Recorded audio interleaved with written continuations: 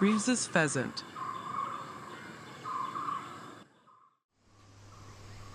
The Reeves's pheasant is a strikingly beautiful and large pheasant species native to eastern and central China. Reeves's pheasant is known for its colorful plumage, long tail feathers, and striking appearance. The male Reeves's pheasant is known for its ornate and vibrant plumage.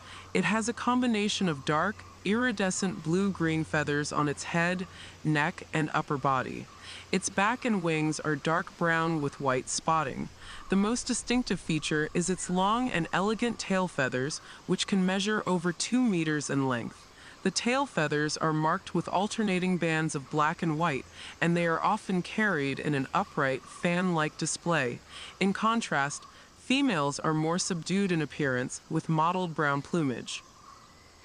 These pheasants are known for their elusive and secretive nature. They are typically found in dense forests and undergrowth, where they forage for a variety of food items, including seeds, fruits, insects, and small invertebrates.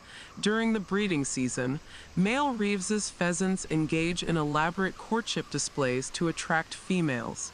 They display their colorful plumage and fan their long tail feathers, creating a striking visual spectacle.